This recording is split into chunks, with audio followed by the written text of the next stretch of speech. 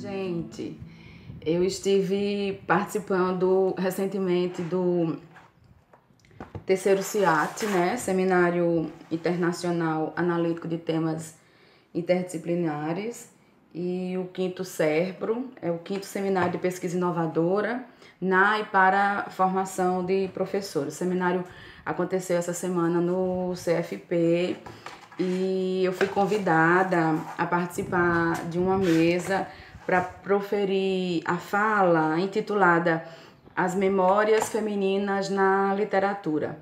Então, tendo em vista a data do seminário, porque coincidiu com um final de semestre aqui na instituição, e atendendo ao pedido de algumas orientandas, eu resolvi gravar esse vídeo com mais tempo do que a gente dispôs, né, na ocasião, para apresentar de fato a proposta, e porque interessa aqueles que me acompanham no estudo com a temática de gênero, né, com a temática da representação da mulher. Então, vou tentar aqui de uma maneira geral apresentar com mais calma para esse grupo especificamente que cobrou, né, o que foi a minha fala no evento. Foi com muita alegria que eu aceitei o convite, né, afinal de contas, bate diretamente na minha área de trabalho, né? Eu sou professora de literatura e pesquisadora na área de gênero, trabalho com representação da mulher na literatura e com recorte de pesquisa voltada de fato para a crítica de gênero. E aí é sempre uma oportunidade que a gente tem não só de apresentar, né, a nossa verve de trabalho, mas também de poder discutir esse tema, né, tão importante na nossa formação e, enfim. Veja bem, quando eu recebi o título, que já me foi, o título da mesa, que já me foi cedo adiantado, eu confesso que na ocasião eu não pensei muito no que estava sendo me oferecido, né? As Memórias Femininas na Literatura, quando eu parei de fato para pensar, né, o texto da apresentação, foi que eu me dei conta, né, do mundo inteiro que cabe dentro dessa perspectiva, as memórias femininas na literatura. Então, eu até brincava na ocasião, quando apresentava o texto, dizendo assim, olha o tamanho da perna, né? Teria que ser dada para abarcar conteúdo tão vasto. Então, assim, já para ir delimitando nessa intenção de pesquisa mesmo, eu criei um subtítulo, porque aí vai direcionando de algum modo, né, para o nosso interesse de fato de estudo. Então, o subtítulo ficou assim, Mulher e Atuação Política numa escrita de si. E aí, já nesse subtítulo, eu vou, né, delimitando de fato os meus interesses. Mulher, na representação de fato, né?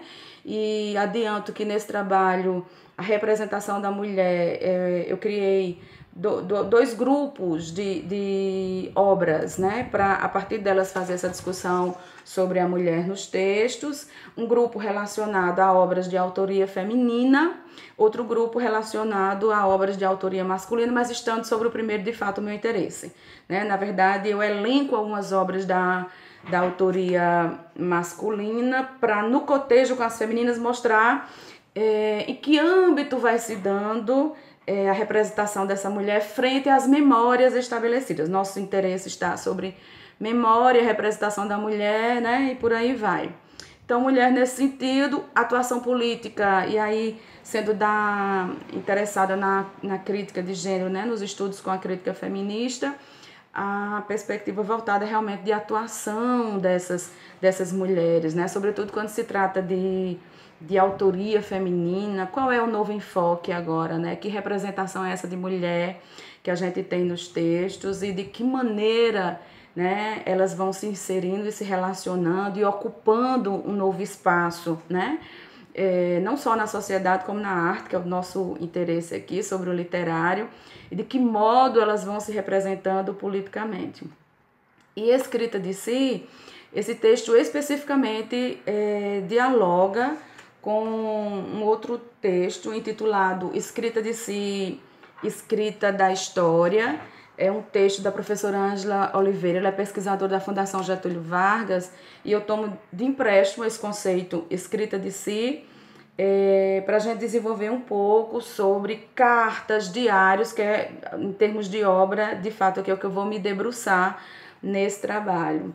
Esse conceito da escrita de si, vale a pena a gente pensar um pouquinho sobre ele e pensar nessa lógica, né, política de representação das mulheres, é que não esquecer que em determinado momento da história foi negado às mulheres, inclusive, o direito da escrita, né? Mais do que isso, o direito de alfabetizar-se, né?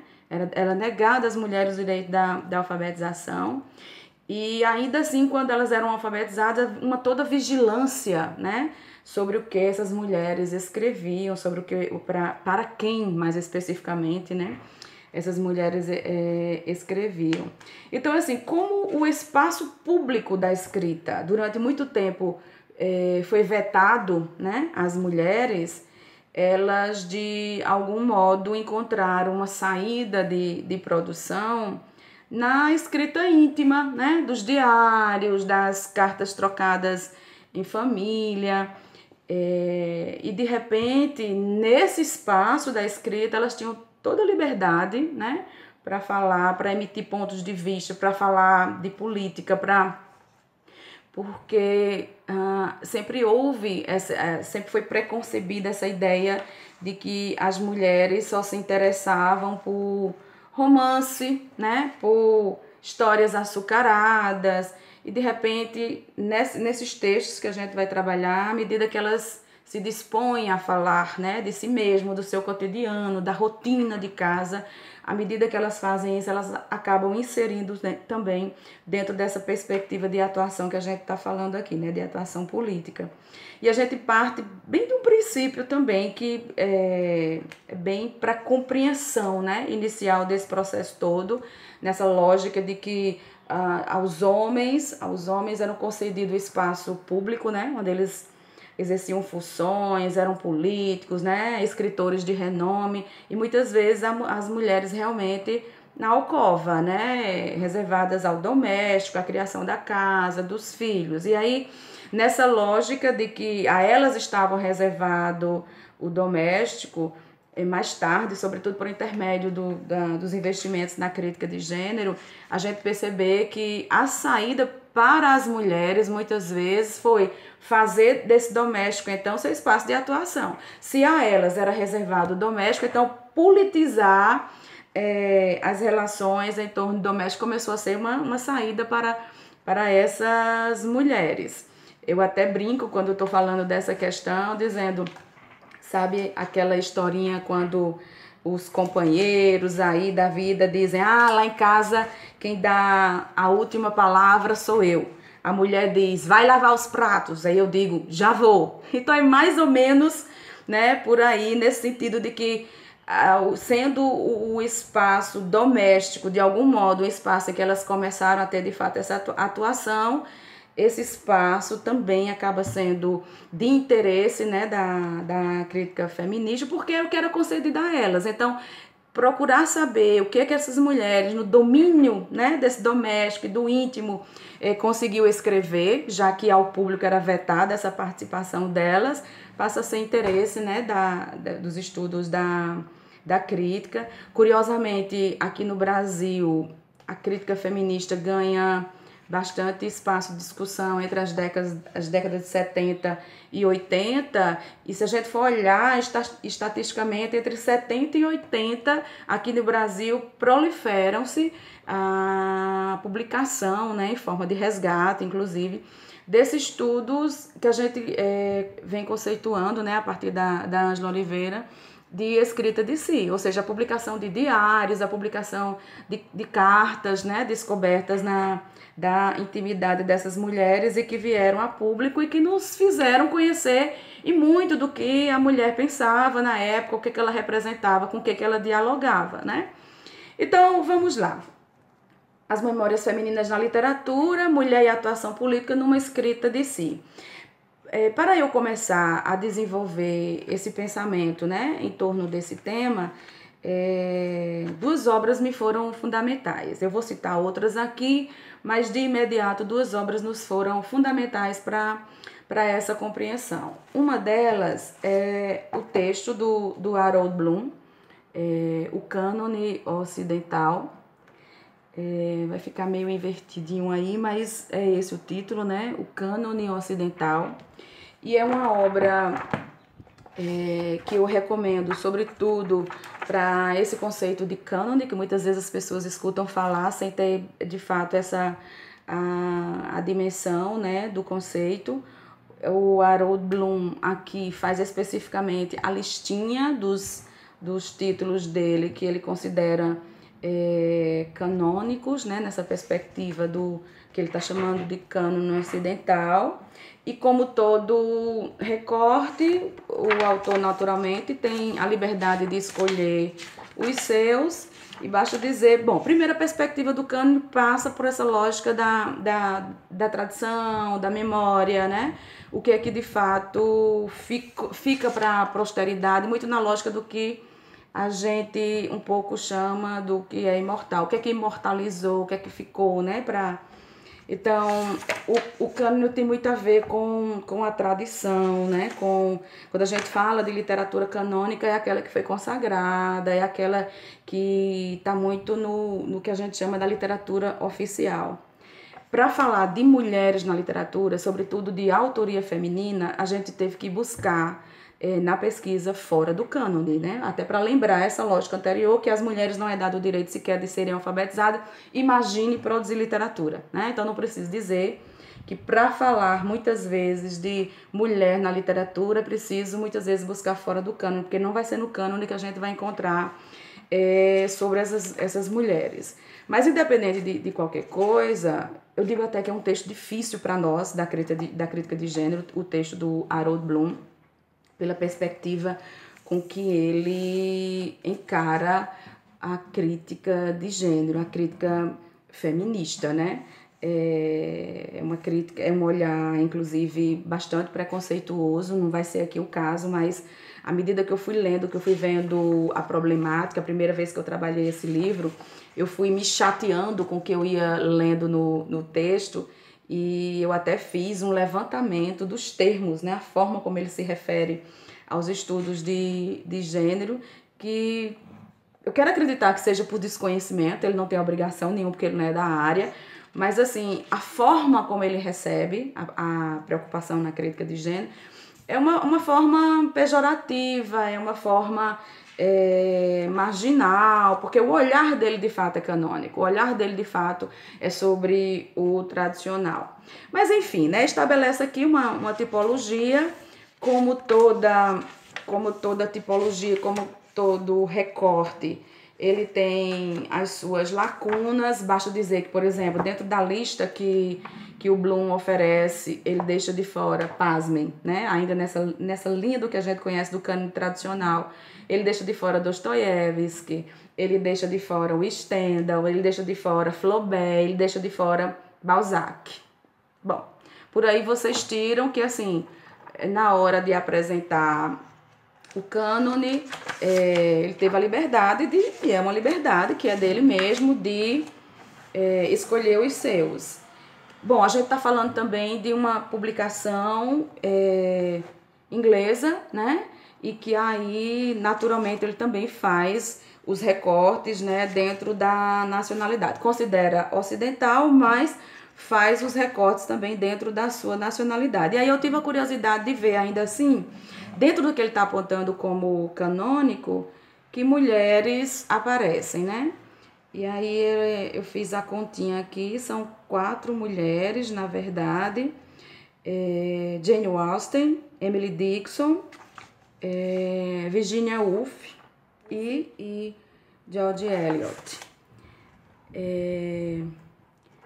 De uma maneira geral, ele termina por elencar também o que ele chama do cânone. Ele apresenta a sua lista, né, de nomes e de títulos específicos e elege o que ele considera como cânone universal. E a Shakespeare, na leitura dele, seria esse dentro, né, do que a gente está chamando do cânone como essa memória puramente verbal, ou esse sistema, né, mnemônico de obras, o Shakespeare como sendo o conciliador, né, entre todos os sistemas. Tem uma citação dele, inclusive, que vale a pena a gente ler. Se pudéssemos conceber um cânone universal, multicultural e multivalente, seu único livro essencial não seria uma escritura, a Bíblia, o Corão ou um texto oriental, mas antes Shakespeare, que é encenado e lido em toda parte, em todas as línguas e todas as circunstâncias. Então, assim, por que nos interessa especificamente essa obra para a leitura, né, que a gente vai fazer aqui? Porque o texto de Bloom é da década de 90, e é como eu estou dizendo, por não ser da área, ele não tem obrigação nenhuma de saber. Mas a mesma Virginia Woolf, que ele aponta lá, Virginia que escreveu romance, que, né, escreveu ensaio, o nome dela nos interessa muito para os estudiosos, não só como na arte, né, que ela faz, mas como pensadora, como crítica, né, nessa área de estudo com gênero. Virginia Woolf sendo uma das pioneiras, inclusive, né, nos estudos com gênero, para o que concorre muito a publicação desse texto dela, desse ensaio, né, Um Teto Todo Seu. E por que eu lembrei de trazer, nesse momento, Virginia para esse diálogo? Porque eu parto do princípio mesmo da escolha lá do Bloom como Shakespeare, como cânone universal, para lembrar que nesse trabalho, especificamente, a Virginia Woolf faz uma leitura considerando exatamente essa fase vivida por Shakespeare, o período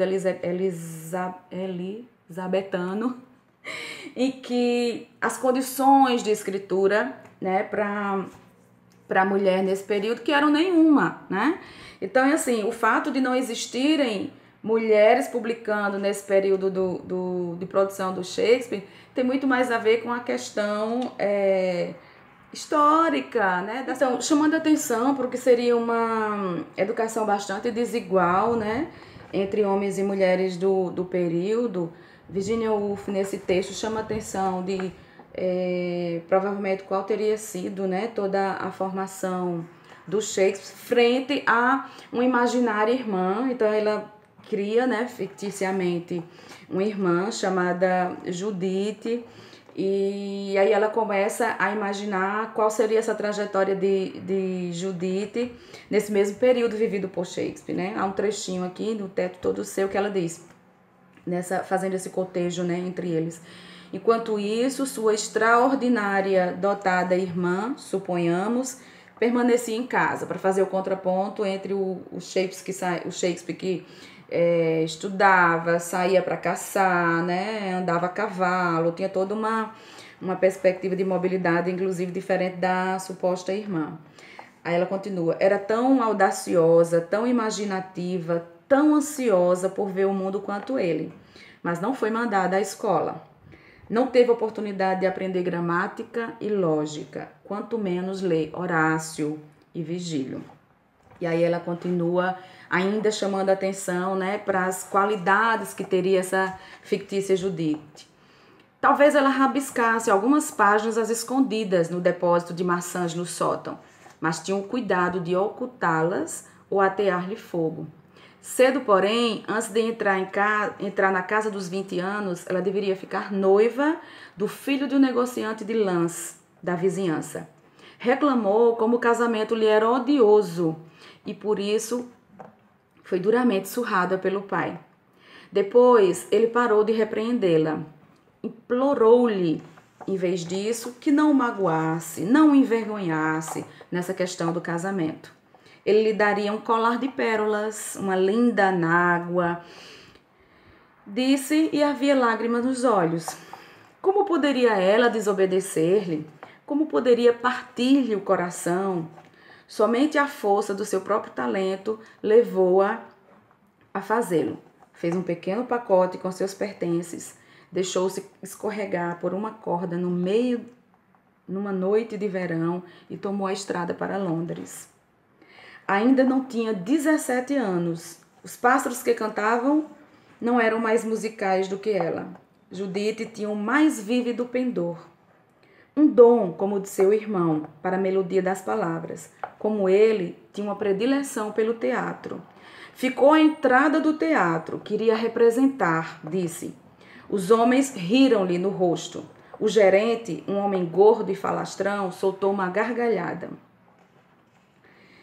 Ele berrou alguma coisa sobre poodles dançando e mulheres representando. Nenhuma mulher, disse ele, tinha qualquer possibilidade de ser atriz. E insinuou. Vocês podem imaginar o quê?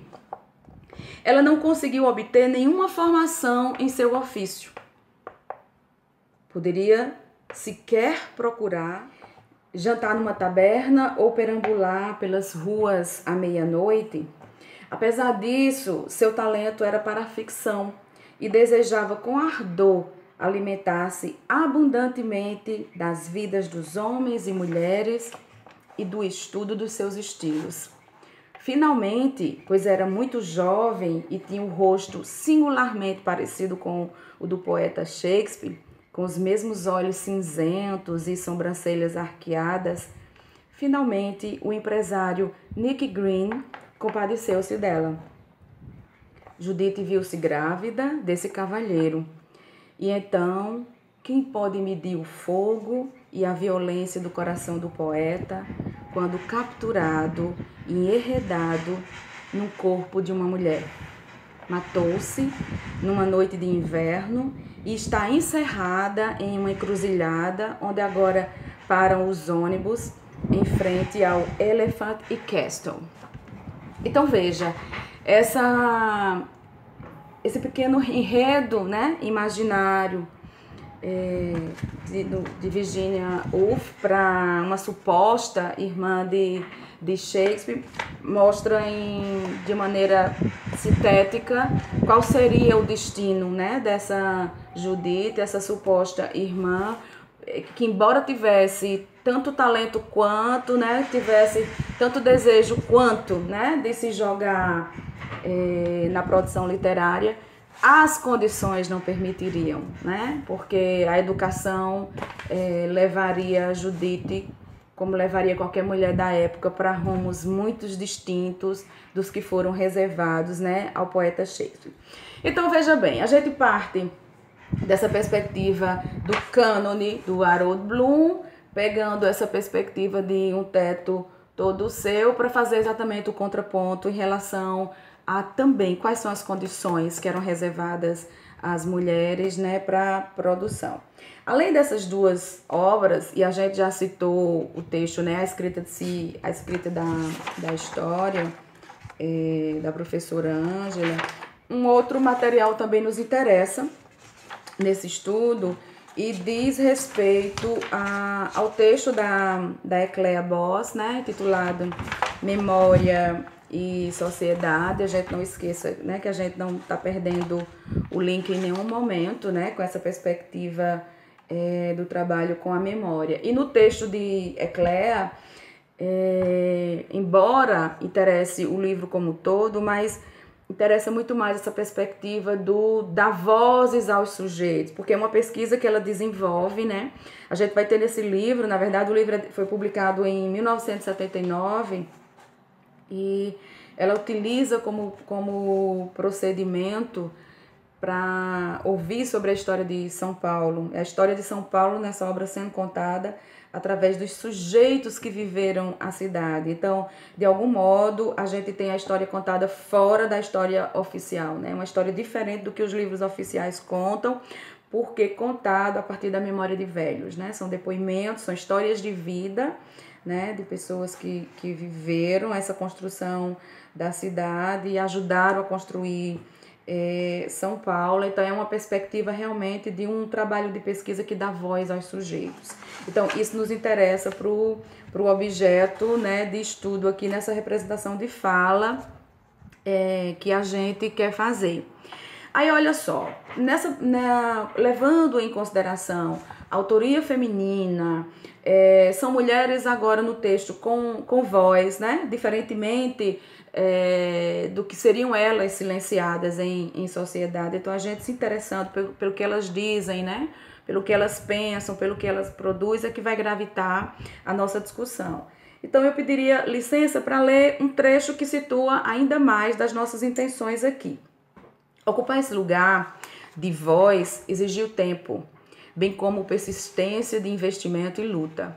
Ciente disto, procuramos alinhar nosso trabalho na perspectiva comum aos estudiosos da crítica de gênero, pioneira ou não, para darmos destaque à temática da memória, agora como recurso específico para a caracterização da produção feminina. Referimos-nos à escrita de mulheres como uma espécie modal de resistência, sem deixarmos de levar em conta o direito a elas negado durante muito tempo de participação na literatura. Voltamos a atenção, portanto, para a relevância da confecção de cartas, diários, relatos, biografias e autobiografias por parte das mulheres, embora o interesse maior esteja nos dois primeiros subgêneros. Aqui especificamente a gente vai conversar um pouquinho, né, sobre cartas e sobre diários, tá? Produção de cartas e diários. E ainda que os exemplos apontem para uma outra ocorrência fora da arte literária, o objetivo está na produção memorialista, enquanto relação que elas estabelecem com este subgênero. Se os textos da memória já interessavam como fontes documentais ao historiador, terminam por receber cada vez mais na contemporaneidade um tratamento especial no que compete a uma percepção transformadora de análise. Eles constituem peças fundamentais para a chamada organização cultural, pressupondo construção do objeto ainda pelo ponto de vista político e social. A escrita memorialista das mulheres, mais adiante indicadas, é um convite à reflexão, constituindo os diários e cartas apreciados, uma prática reveladora também das especificidades da condição autoral. Então, o que a gente, do que vem sendo produzido, o que ainda nos interessa da produção?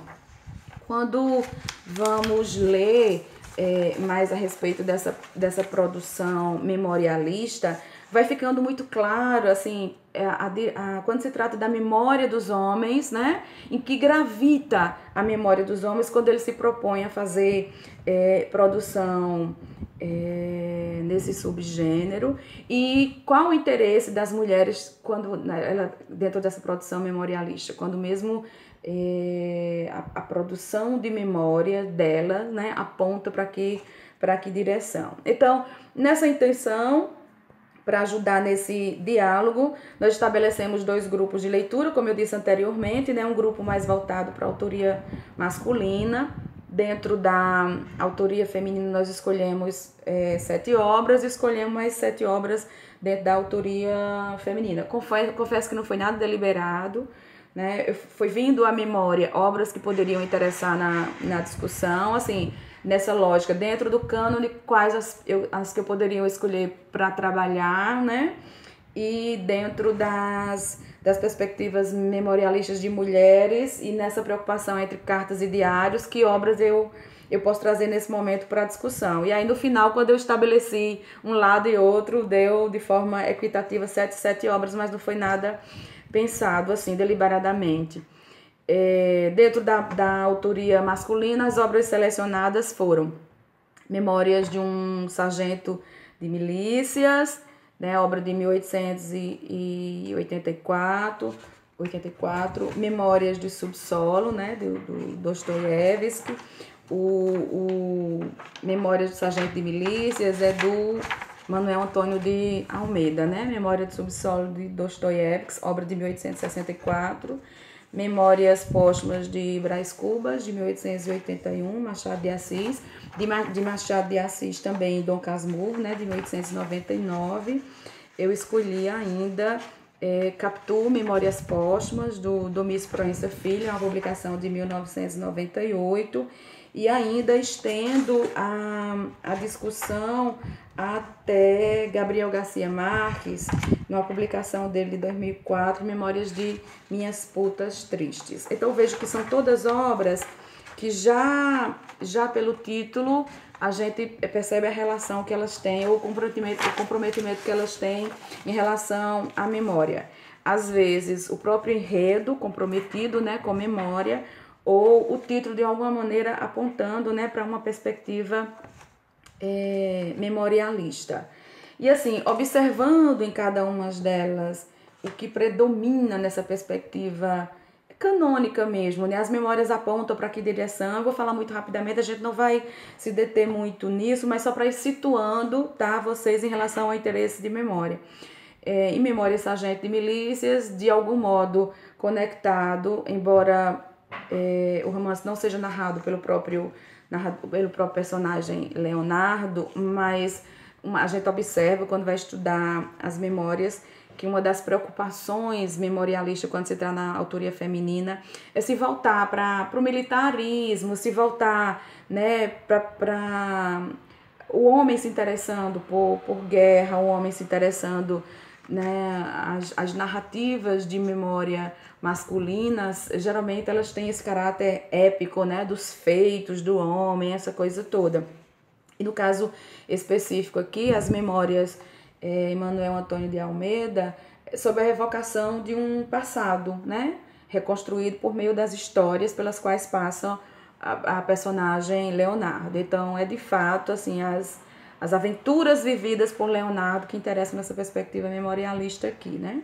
Em Memórias do Subsolo, o que nos chama a atenção, além do que, nesse resgate de interesse sobre o cânone, é a perspectiva bem antecipatória que o Dostoiévski coloca sobre essa obra, alguns dizendo, inclusive, que ele é muito anterior a Freud, a Nietzsche, nessa perspectiva de mergulho no inconsciente, né? O próprio título já diz, né, de algum modo, as memórias do subsolo é o que está realmente abaixo desse solo da consciência humana, né, na qual o narrador vai mergulhar e sobre ela vai desenvolver. Então, de algum modo, tem essa perspectiva também do grande, né? Ou seja, antecipa Freud, antecipa Nietzsche, por aí vai.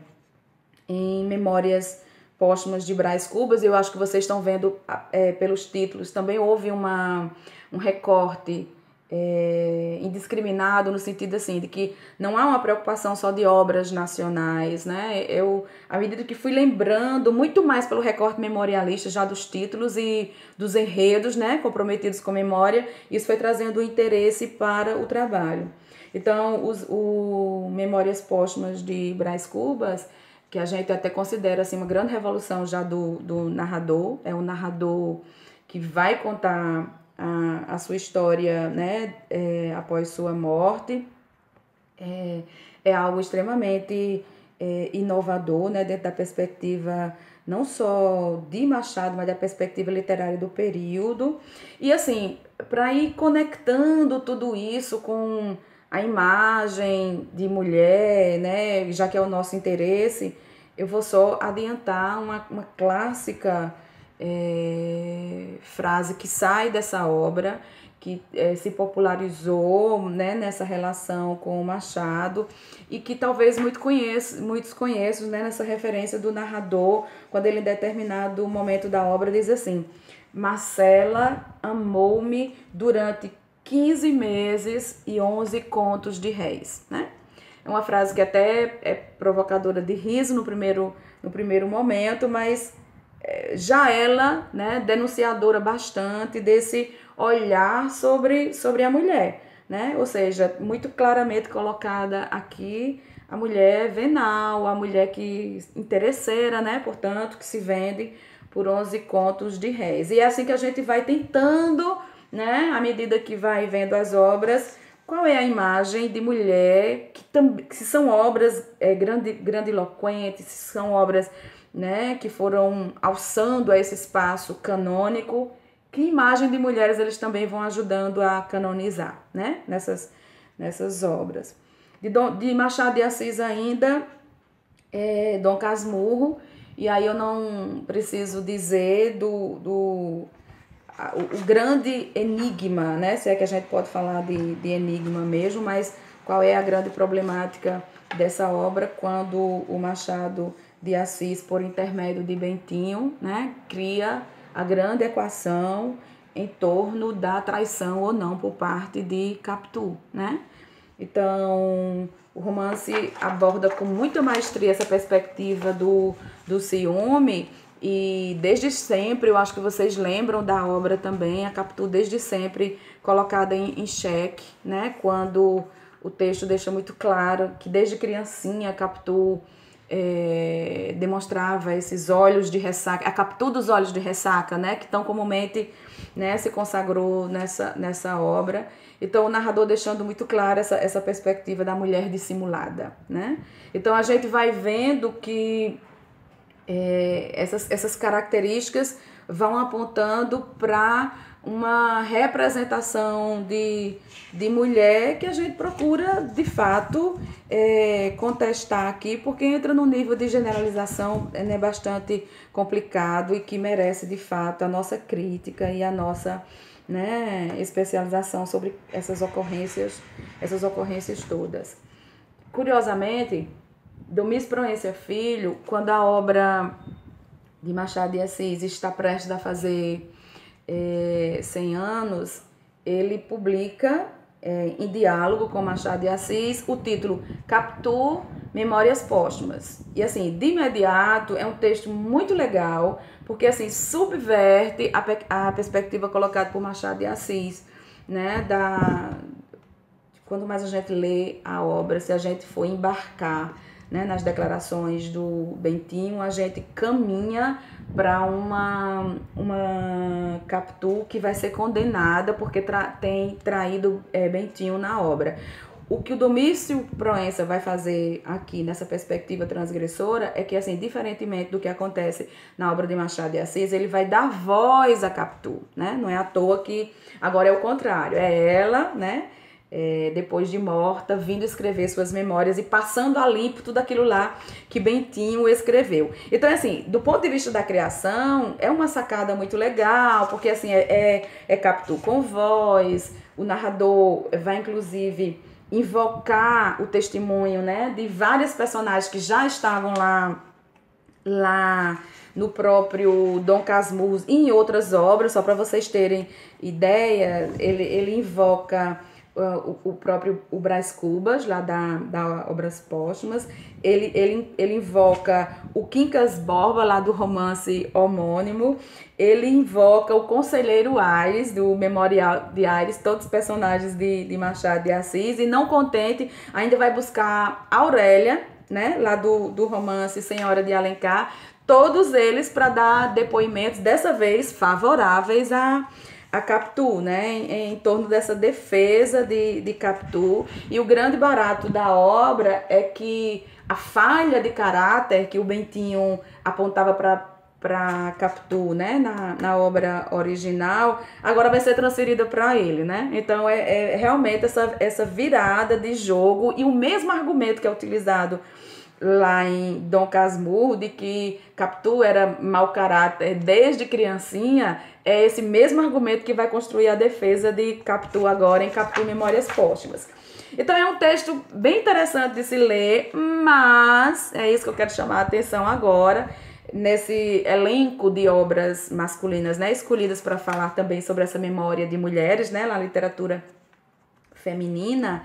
Mas não esqueçamos que tanto numa situação quanto noutra, né, tanto na situação Machado de Assis quanto na situação Domingos Proença Filho, nós temos a mulher no tribunal, né?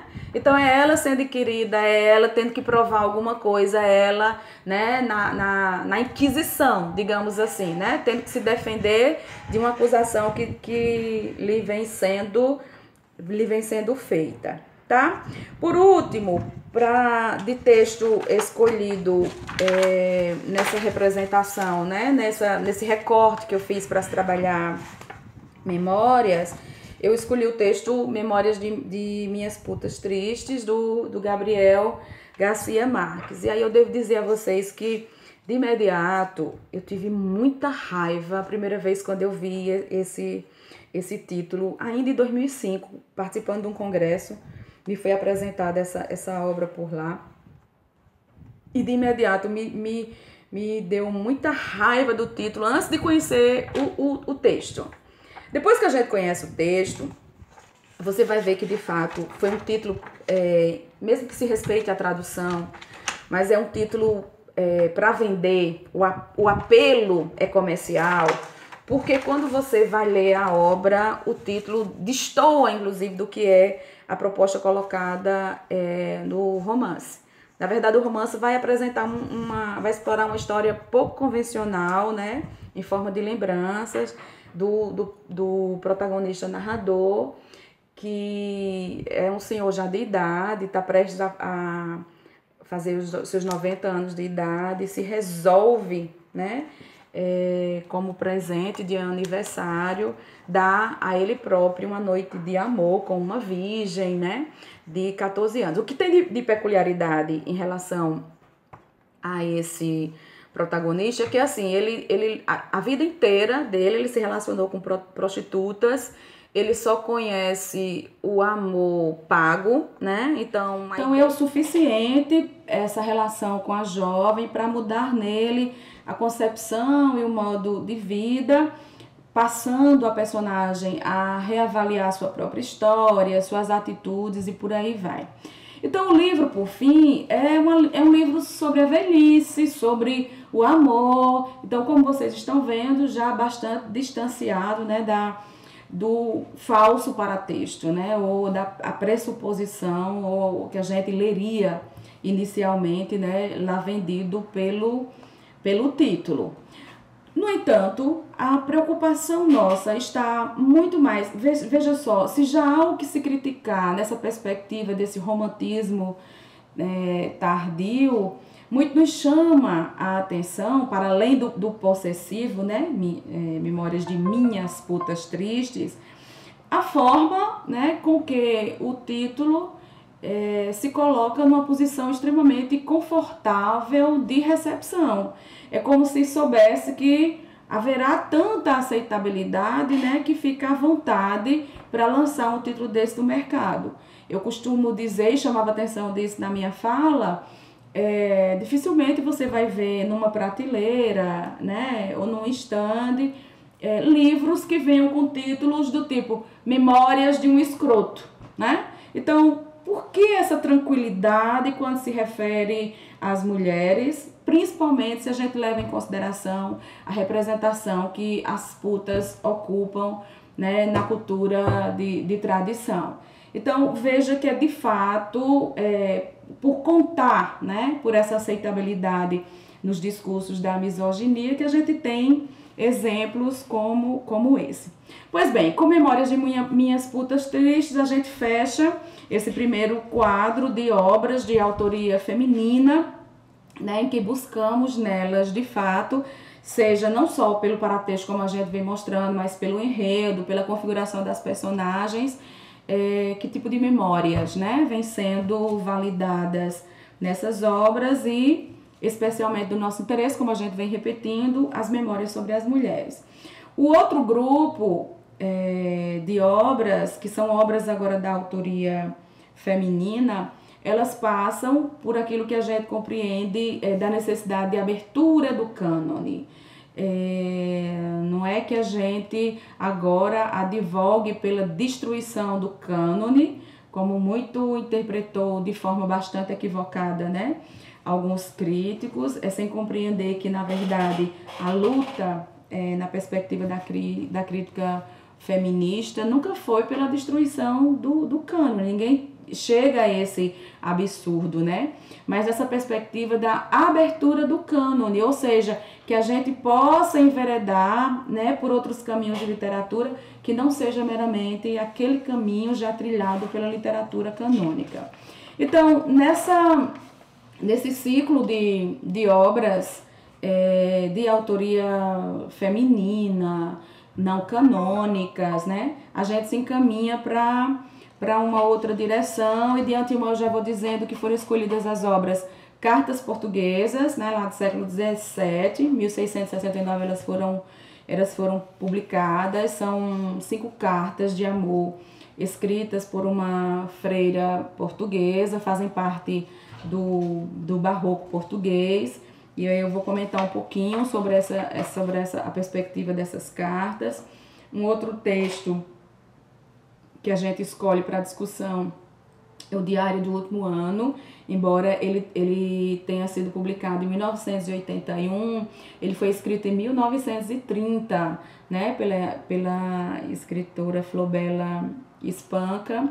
Flobela, que do ponto de vista literário até que alcançará uma aceitabilidade de pares, vai ter um lugar dentro dessa literatura canônica, é verdade, mas que em contrapartida a esse sucesso na vida artística, digamos assim, vai ter a vida pessoal devastada, né, por ser uma mulher, digamos, inconformada com esses padrões tradicionais, ou esse mundo, né, que divide papéis masculinos e papéis femininos, e ela é inconformada. Eu vou dizer mais em que há esse inconformismo de Flobela.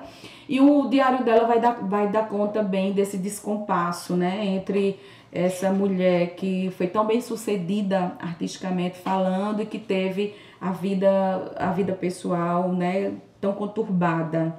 A outra obra que a gente escolhe para discussão, né, dentro desse viés da literatura feminina, depois do Diário do Último Ano, de Flobela Espanca, é o Diário de Anne Frank, né? O Anne Frank, como querem alguns. Foi publicado em 1947, escrito sem pretensões, né? Sem grandes pretensões, no sentido de que uma menina de 13 anos, que juntamente com a família está refugiada, né? Se escondendo do nazismo, passam 2 anos num esconderijo e escuta numa mensagem radiofônica uma sugestão de alguém que diz que quem tiver o interesse de fazer o registro, né, ou guardar a memória daqueles dias de guerra, o contexto de Segunda Guerra Mundial, provavelmente seria de grande importância, né, para a história, para a humanidade como um todo. E ela escuta essa mensagem e resolve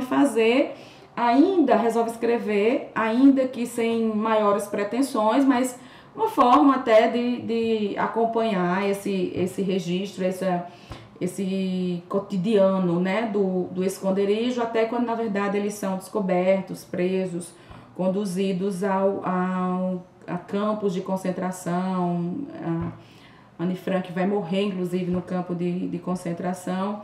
Mas o fato é que esse período de escrita, o diário a quem ela muito familiarmente chamava de Kit, né?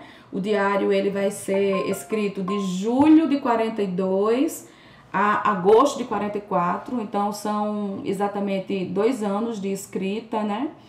E nesse período de escrita, ela de fato deixando, né, registrado todo esse período em que a família esteve refugiada. Então veja que quando eu digo que muitas vezes é preciso a gente prestar muita atenção na pouca pretensão dessas mulheres, né? Às vezes no discurso delas, mesmo quando elas dizem que não tinha pretensão de publicar, não tinha, né, pretensão de, enfim, divulgar a sua obra, é nessa pouca pretensão que muitas vezes elas vão dando uma grande contribuição. O Diário de Anne Frank, por exemplo, que já foi traduzido em mais de 60 países, mais de 70 línguas, né? E a partir do que a gente lê, do que a garota escreve, a gente vai tendo a noção não só da sua vivência durante aquele período que estiveram refugiados, mas assim, das relações com a mãe, do que ela pensa da guerra, né, do que o que significava na vida daquelas pessoas, e por intermédio muito de outras famílias, né, o que significava aquele confronto bélico. Depois do diário de Anne Frank, a gente aborda o diário de Frida Kahlo, um autorretrato íntimo, foi publicado em 1994. E veja, à medida que a gente vai percebendo desses textos, a gente vai vendo a direção, né? Ou o interesse, ou o conteúdo de cada um, e sempre pondo em pauta, mas também em xeque aquela perspectiva de que as mulheres são superficiais, elas pouco se interessam, né, por política, por, né, assuntos de guerra, assuntos de arte, como é o caso do diário da Frida Kahlo, o diário por si só, já valendo por uma obra de arte, porque eu costumo dizer que ler o diário dela é um tremendo exercício de metalinguagem, porque à medida que ela escreve sobre a sua vida pessoal, sobre as suas dores, né, sobre a relação conflituosa que teve, né, com o marido, o também artista, e que à medida que ela vai denotando, né, dessas experiências, ela vai dando um depoimento bem bacana também de arte, né, de como fazer arte, de como conceber a arte, já que o próprio diário vem enxertado de pinceladas e mais pinceladas de imagens que a própria Frida acrescenta ao texto que vai sendo escrito. Era um diário que a gente tem informações também, né, que ela não tinha a menor pretensão de publicar, e, no entanto, essa obra ter vindo a público fez com que a gente conhecesse muito mais da pintora. Frida, que de algum modo, nos últimos anos, hoje ela inclusive já é considerada, né, um artista pop, ela de algum modo alcançou essa popularidade ainda mais através da internet nos últimos anos, despertando, né, inclusive mais o interesse na obra da escritora, de modo que ele havia sido publicado em 94 e ficou 18 anos fora do mercado. E que em 2012, aí essa avaliação que a gente faz é que esse intervalo que ficou sem ser reeditado, de algum modo contribuiu para isso a popularidade da Frida nas redes sociais, né? Então o diário veio em 2012 com direito a uma obra de luxo, encadernação, né, capa dura, com uma apresentação do Frederico de Moraes, que é especialista na obra dela. E é o que eu estou lhe dizendo, ler o diário é ver esse casamento perfeito, porque assim, se à medida que a gente vai lendo esses textos, por exemplo, o diário de Anne Frank estaria muito mais ligada para a contribuição ou para o ponto de vista para a história, e a história da humanidade, sem exageros em dizer, né? A contribuição que a Frida, por exemplo, quando escreveu esse diário, ainda que não tivesse intenção de publicar, mas o fato dele ter sido publicado, o depoimento que a gente encontra nessas próprias páginas, de como ela concebia a própria arte, né? Então, mesmo escrever, a gente, engraçado é que a gente não vai ter no diário da Frida essa preocupação, por exemplo, do registro diário, né, da rotina, das banalidades ou das superficialidades, das pequenas coisas do dia a dia. Não, né? São as reflexões da artista mexicana em torno mesmo do sofrer, né, da vida difícil, enfim, e associada a isso, a relação mesmo que ela mantinha com a própria arte. Uma outra obra que a gente puxa para essa discussão, né, dentro da autoria feminina e nessa lógica memorialista que a gente vem mantendo o tempo todo, está em O Quarto de Despejo, Diário de uma Favelada, publicado em 1960 pela Carolina de Jesus. Então, nessa perspectiva também do registro memorialista, a gente sendo levado para uma outra vertente, né, de interesse, agora fincado muito mais numa perspectiva do social, né? Ainda que talvez não fosse um compromisso direto da Carolina de Jesus de produzir obra, na verdade o interesse dela era fazer o registro, de fato, né, do que era essa vida sofrida, do que é a luta, né, empreendida por uma mulher, negra, mãe, né, com filhos, solteira, né, tendo que criar 2 filhos, solteira. Então, as dificuldades, inclusive, de lidar diariamente com a fome, nessa luta constante de viver enquanto catadora, né? Poder dar o sustento mínimo aos filhos, que é garantir pelo menos o alimento às suas crianças, né? A Carolina de Jesus também é descoberta por acaso.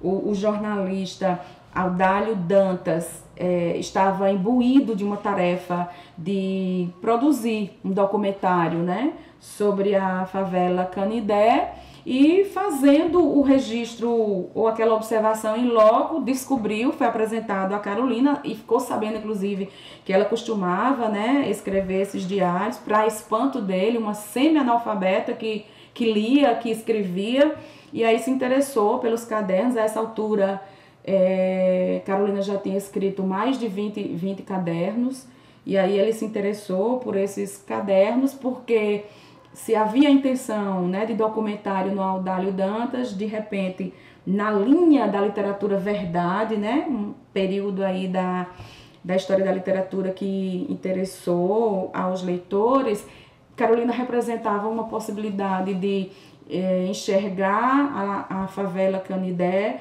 pelo olhar de alguém de dentro, né? Quer dizer, moradora da favela, ela poderia dar esse testemunho, digamos, bem mais legítimo do que seria a tarefa empreendida por Audálio Dantas. Então é isso, o livro dela tematiza essa vida árdua, dura da Carolina, né? De que forma esse viver na favela vai desumanizando, né, aqueles moradores, que vai sofrendo toda uma decadência. E a gente não está falando mais só de personagens, né, de ficção, é realidade nua e crua que vai sendo testemunhada a cada página do diário de Carolina. Carolina escreveu o diário de 15 de julho de 55 a 1º de janeiro de 60, né? Então, intervalo aí de mais ou menos 5 anos de produção nesses cadernos, e que foram aproveitados para publicação. Gerou grande polêmica depois, né, em torno de que se o Audálio teria modificado ou não grande parte do discurso de Carolina, ele dando depoimento que respeitou na maior parte, né? Só aqueles casos realmente que ia gerar confusão de entendimento ao leitor, é que ele fez uma supressão ou outra, mas garantindo que no geral estava respeitando não só a linguagem, mas a forma de concepção da Carolina. E uma última obra, por fim, eu coloco para discussão nesses textos, que é o romance Memorial de Maria Moura. Veja bem, já não está na perspectiva das cartas, já não está na perspectiva de diário, mas pelo próprio título, né, para a chamada do título do Memorial de Maria Moura, que memória de mulher vai sendo representada na obra, mas muito mais por uma questão referente a Raquel de Queiroz. E me permitam esse espaço, já que, como pesquisadora da obra de Raquel de Queiroz, defendi minha tese, inclusive, com ela, eu me senti nessa necessidade de puxar uma discussão que é bastante contemporânea, né, e relacionada de algum modo a esse lugar de escrita, essa autonomia literária alcançada para as mulheres. Eu vou chegar aqui, mas eu estou me dando conta que, à medida que eu fui apresentando cada obra, eu acabei citando somente as cartas portuguesas, sem dizer de fato da importância delas para esse lugar de fala, né, que a gente está chamando a atenção aqui, ou seja, essa importância agora da gente ter mulheres, né, como sujeitos desse discurso, e a partir disso a gente compreender melhor esse lugar, né, ocupado por elas na literatura. Veja bem, eu antecipei, né, a respeito de Mariana ser uma freira, aqui escreveu as 5 cartas de amor. Essas cartas, quando elas apareceram a primeira vez, elas apareceram apócrifas, apareceram em francês, né? Foram endereçadas a um editor na França. O próprio texto dedicava essas 5 cartas de amor à literatura portuguesa, mas sem denotar maiores informações em torno dessa autoria. E é exatamente graças ao trabalho da crítica genética, que vai a partir dos referentes no texto, inclusive, né? O texto faz referência a Beja, o texto, alguns referentes externos que se encontram na própria carta. E depois de muito tempo, o restante da Europa já tendo conhecimento delas e Portugal não, uma equipe, uma comissão em Portugal, né, quando toma conhecimento dessas cartas, cai em campo, né, de pesquisa tentando justificar essa autoria. É uma comissão importante, dela fazendo parte, inclusive, autores como Camilo Castelo Branco, né? De fato, chegam a Beja, chega a um provável convento onde ela, né, ficou durante todo o tempo, de modo que, assim, a comissão levanta bastante subsídios, né, que nos leva a acreditar ser de fato Mariana Alcoforado a autora dessas cartas. Se me permitem, eu vou ler mais um pequeno trecho para a gente se situar em relação às cartas de Mariana. Um texto em torno do qual se armará polêmica e pela força mesmo do escândalo, excelente combustível de venda, é preciso que se diga, imediatamente compreendido pela sagacidade do editor, em cujas mãos caíra tão inusitado material. Chama atenção nas cartas a forma como Mariana, que não era uma escritora deliberada, é bom que se deixe claro isso, se expõe em sentimentos e desejos da carnalidade, bem como expõe a realidade controversa que lhe era imposta. Assim, mais que o escândalo da relação amorosa entre a enclausurada freira e o oficial francês, sendo ela membro de uma tradicional ordem religiosa. Ler as cartas de Sora Mariana, no que elas têm de denúncia, é perceber o nível da violência simbólica sofrida pela mulher. Não por menos considerada a produção inauguradora frente a uma galeria de obras com autoria feminina em Portugal. Aí veja bem da situação de Mariana. Ela, em criança, vai para o convento, né, como uma alternativa que restava a uma órfã de mãe. Nunca foi questionada sobre sua vocação. Cresceu e formou-se dentro do convento. Leitora, poliglota e com nítidas habilidades para a escrita, Mariana era inteligente o suficiente para perceber que a teia de relações a que foi submetida. Prova disso é a representação social que faz da casa religiosa e do caráter de outras freiras. A questão, portanto, sendo muito mais do que a querela, que põe em dúvida sobre a realização ou não do romance proibido entre os dois. O desejo da freira Mariana é real, né? Ela ama o conde de Chamilly e isto independe das convenções morais que põem sobre ela um julgamento. A voz da mulher nessas cartas é grito, né? Assim como a religiosa. Quantas moças mais, em sua época, foram privadas da liberdade e sujeitas a toda uma sorte de frustrações em nome da preservação da honra familiar, da religião, da moral social e de uma cultura, por fim, carrasca e muito disposta a punir as mulheres, ainda que a transgressão delas seja, na verdade, um clamor por humanidade e justiça? Corajosa Mariana, né? Sua escrita ter vindo a público, reforçada por todo o mistério que envolve a produção dela, e para além do compromisso com a ficção ou não, vem iluminar, por fim, uma realidade muito cruel para com a mulher da sua época, ajudando-nos a compreender, inclusive, a ressonância disto em épocas subsequentes.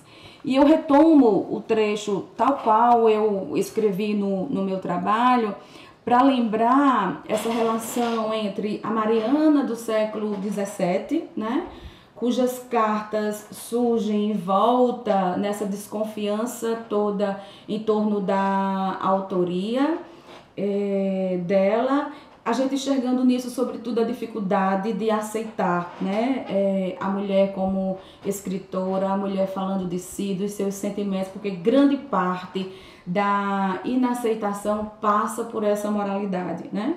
Muitos dos posicionamentos críticos diziam assim, ser incapaz, uma mulher naquela época, né, se expor daquela maneira nos textos, como se expunha a Mariana. E nós estamos falando do século XVII, mas eu não posso deixar, e é nesse sentido que eu vou atar as pontas do novelo. Comecei falando no repertório de obras da autoria feminina, com umas cartas de Mariana Alcoforado, e vou fechar com o memorial de Maria Moura, e vocês vão entender os porquês dessa relação, né? No romance memorial de Maria Moura, a gente não vai ter, não é uma obra memorialista, né, sobre Raquel. O que tem de memória ali é o resgate de fato da história da personagem Moura, né, em criança, abusada pelo padrasto, né, ela que era órfã e vivia com a mãe ignorava, né, essa situação de abuso, mas ignorava mais ou menos, porque a mãe vai se suicidar, embora também depois fique muita dúvida se foi suicídio, né, ou foi assassinato. A Moura que vai ter todo o seu espólio ameaçado, né, já que os primos desejavam tomar todas as terras dela, e ela, por não ter muitas condições de enfrentá-los, ateia fogo na própria casa. E isso é um momento bastante épico do romance, né? Quando ela corajosamente põe fogo em tudo que é seu, e na madrugada junta um ou dois, né, que eram da sua confiança no serviço, e ganha o mundo do sertão. Ela, na verdade, vai formar o bando, né, a partir de alguns que com ela se identificam. Então vai ser, na verdade, uma grande líder no sertão, e de imediato se configurando como bandoleiros, né, assaltantes, né, das estradas. E no período em que está nessa prática, ela de fato vai angariar fortuna, a ponto de se reservar um trecho de serra onde vai constituir o seu território, que é a Casa Forte. E nesses domínios de território ela de fato vai ser, né, a grande mandatária, onde vai a própria Casa Forte servindo de abrigo para muitos outros que buscam proteção e guarida através de Moura. Então, é uma mulher realmente sui generis. Essa memória da Moura guerreira, de algum modo, dialoga, né, com o que a gente conhece das donzelas guerreiras mitológicas, e em torno disso, de fato, é que vai gravitar o romance, as memórias de Moura. Mas eu quero chamar mesmo a atenção em torno de um episódio que diz respeito mais especificamente à autora. O Memorial de Maria Moura foi publicado em 1992. Ela constitui a última obra, né, publicada em vida por Raquel de Queiroz. Veja, Raquel começou a carreira dela em 1930, né, como todos sabem, com a obra O 15, né? Raquel, que tem toda a razão, quem diz que é canônica, rapidamente conseguiu essa anuência dos pares, foi rapidamente aceita, né? E bem aceita. Participou de um concurso, Graça Aranha, e sendo bem sucedida rapidamente, né, já veio a público, se engajando mais depressa ainda dentro do que a gente chama dessa literatura oficial. Mas veja, quando da ocasião do concurso, ela aos 19 anos, mesmo com foto no jornal, exibindo o livro, o texto dizendo, né, que se tratava não só da ganhadora do prêmio Graça Aranha, né, mas já fazendo a resenha do livro, à época, Graciliano Ramos, que mais tarde vai se tornar, né, grande amigo da escritora, mas à época ele já tinha um lugar, né, reservado dentro da produção literária, e especificamente da crítica literária. Graciliano, né, que tanta contribuição deu para os novos escritores, ele não acreditava, né? Ele dá esse depoimento depois num livro chamado Linhas Tortas, porque uma coisa que se dá a mão à palmatória, Graciliano comete alguns equívocos, né, de análise crítica. Ele já fez isso com Guimarães Rosa, ele faz com Raquel de Queiroz, mas ele admite, né? Depois, em algum momento, ele admite ter errado, admite ter feito a leitura equivocada. E no caso de Raquel, ele chega, né? Tamanha é a desconfiança dessa autoria, ele chega a dizer que se trata de uma farsa, né? Que uma menina naquela idade construir um texto tão maduro como aquele, na verdade, se tratava de um pseudônimo, né? Que provavelmente aquele texto seria coisa de sujeito barbado, né? A gente encontra esses termos, essas referências exatamente no Linhas Tortas. Agora veja, ele admite, agora curiosamente ele vai fazer, né, esse meia-culpa de equívoco somente depois que Raquel tem publicado o seu terceiro romance, né? Então foi preciso ainda a autora, não bastasse o 15, publicar o segundo, publicar o terceiro, para poder o Graciliano Ramos admitir nela uma escritora. Aí veja como, e eu estou chamando esse caso para Raquel, pessoa física, para lembrar que assim, a desconfiança já pairou sobre Mariana Alcoforado, né, em torno dessa autoria. Teria ela, mais do que capacidade, coragem, eram os termos da época, né, de publicar um texto naqueles moldes. Raquel tem nesse primeiro momento a sua obra questionada, né? Eu lembro ainda na perspectiva da censura relacionada ao diário de Anne Frank. Talvez poucos tenham conhecimento disso, mas a primeira versão do diário não é a versão original que a menina escreveu, e naquele momento de publicação o censor era o próprio pai, né?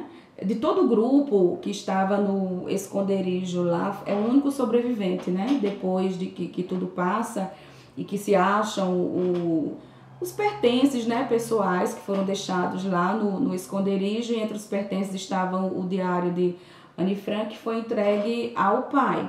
E aí ele realmente empreende esforços para a publicação, mas ele próprio se imbui dessa censura no primeiro momento, quando ele vai fazer recortes. Ele tira no primeiro momento o que a Anne colocava de conflito com a mãe, né? Ora, um adolescente de 13 anos, né? Uma fase extremamente questionadora.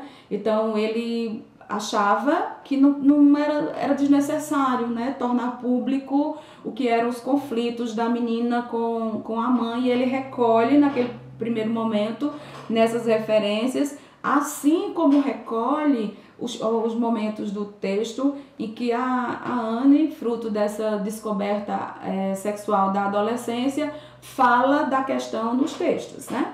Então, é nesse sentido que eu estou querendo, somente a partir da segunda versão, o diário é publicado na íntegra. Mas eu estou trazendo esses elementos para a baila da discussão para perceber como, além do que a escrita dessas mulheres sempre foi vigiada, né? Então, sempre foi com muita desconfiança, né, recebida a produção delas. Quando eu lembro o exemplo de Raquel, puxando o caso Graciliano, Raquel, que a gente sabe que vai ser consagrada, né, primeira mulher a assumir uma cadeira na Academia Brasileira de Letras, em memorial de Maria Moura, sua última obra publicada, mas eu vou me reportar a um outro episódio acontecido em 91, um ano antes da publicação do memorial de Maria Moura, mas eu estou colocando essas datas para a gente ter a dimensão do tempo já, né, que Raquel produz, que ela é conhecida, que ela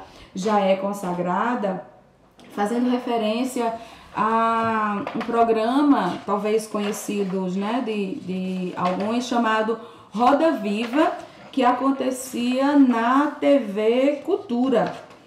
O Roda Viva, especificamente, que Raquel compareceu, foi ao ar em 1º de julho de 91.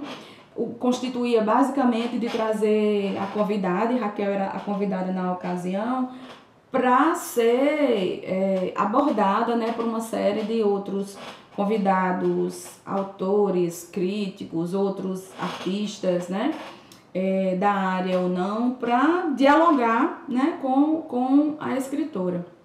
E especificamente nessa ocasião, isso é disponibilizado no YouTube, em outras modalidades aí, né, online, e que facilmente se tem contato com esse episódio, né?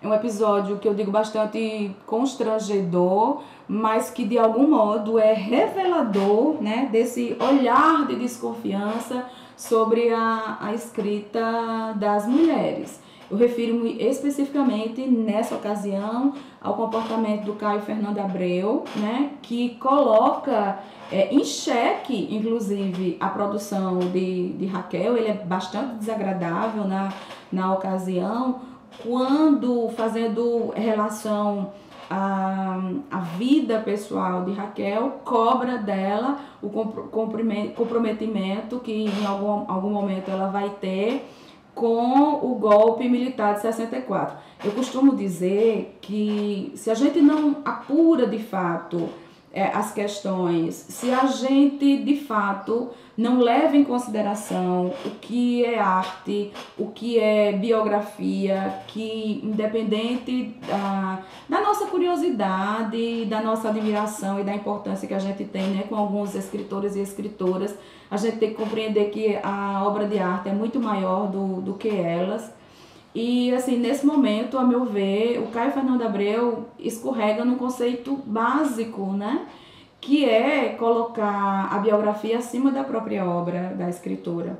E eu já vou antecipando nesse sentido, dizer assim, que como leitora e pesquisadora de Raquel, não encontro na obra dela nenhum indício, nenhum depoimento, nenhuma marca, né, da Raquel atentando contra as liberdades ou contra os direitos humanos. Muito pelo contrário, a gente tem obra de Raquel, né, sobretudo na fase inicial dela, e que Raquel até foi acusada de comunista, né, quando ela sentiu que isso seria um problema para a obra dela, né, porque um dos seus romances, inclusive, para ser publicado, queria o partido, né, estabelecer essa censura em torno do que ela deveria ou não publicar. Ela própria resolveu se afastar, porque ela compreendeu, né, o complicado que seria disso, né, ter que passar por esse filtro do comunismo. Então, veja, a Raquel, que nesse momento, é o que eu estou dizendo, é uma Raquel consagrada, mas colocada em xeque. Eu até costumo dizer assim, se traz isso para o nível das atualizações, não se conhece os bastidores da história, Raquel hoje facilmente seria chamada de golpista, né?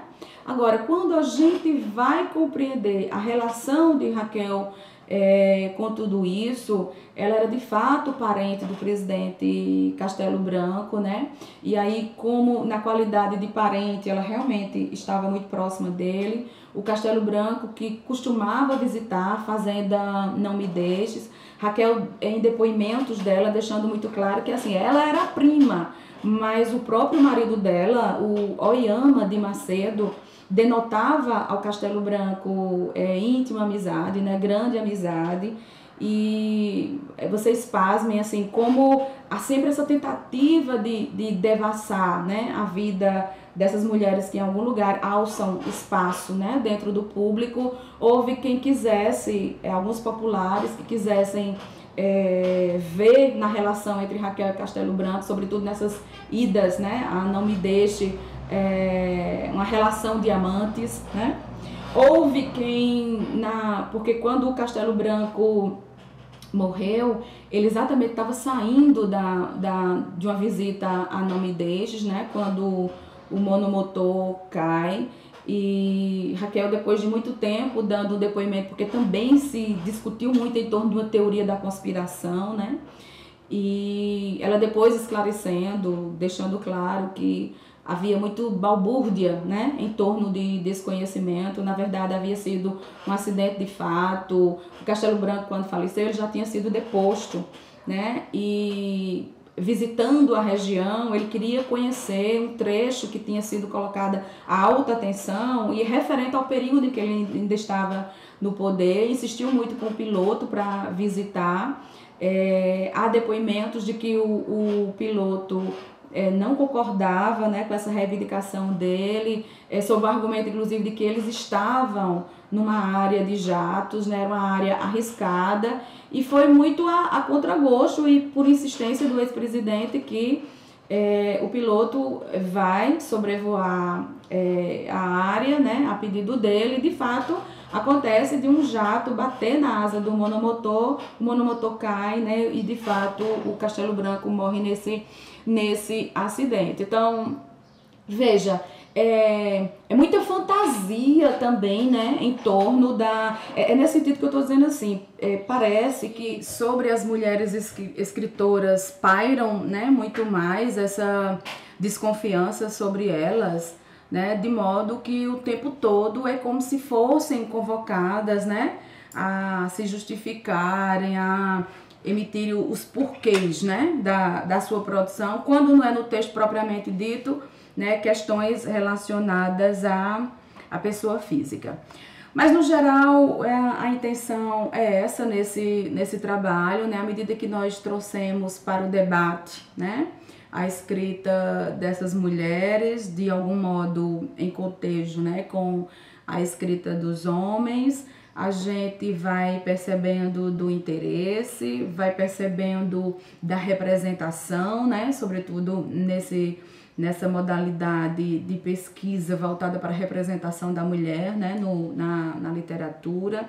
Que memória essa vai sendo formulada a respeito da mulher, e acredito que ficando, né, bastante nítida a diferença quando se trata de memória feminina, sobre o que a elas interessam, né, falar, discutir, ou pelo menos foi essa a intenção.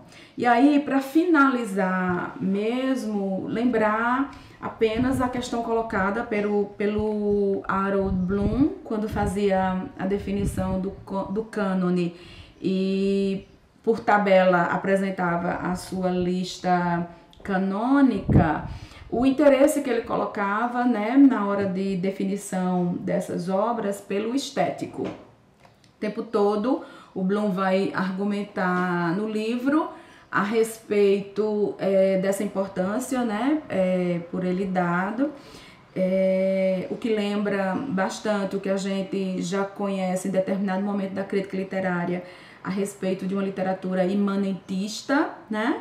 É como se a arte sobrevivesse apenas por ela mesma, o que comumente talvez você já conheça do conceito de arte pela arte, né? Então, o conceito de estética de que advoga o Bloom é muito nesse sentido, né? O comprometimento meramente estético.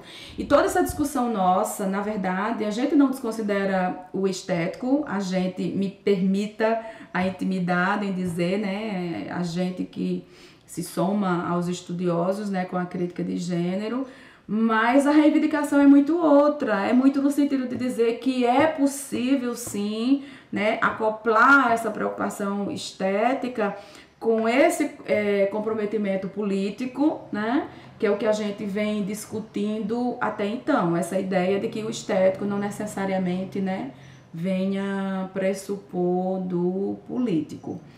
Então, espero de algum modo ter dado uma contribuição, né, para a temática.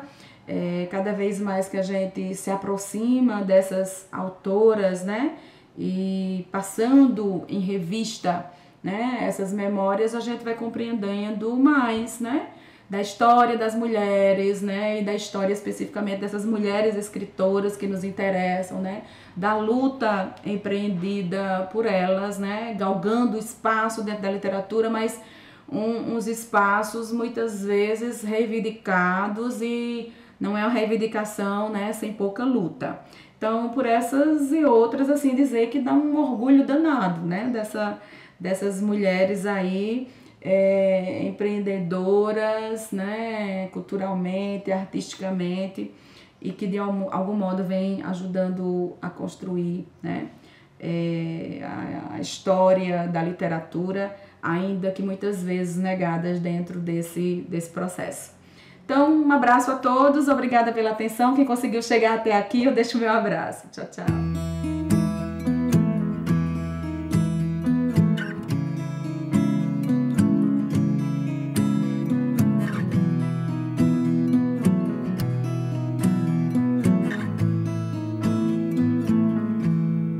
Loving can hurt.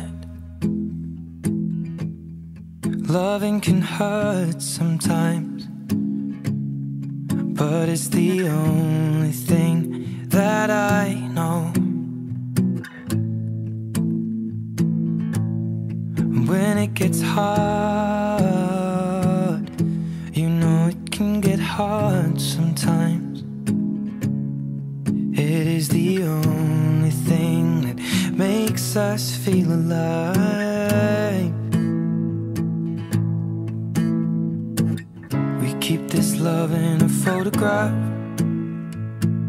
We made these memories for ourselves, where our eyes are never closing, our hearts are never broken, and time's forever frozen still. So you can keep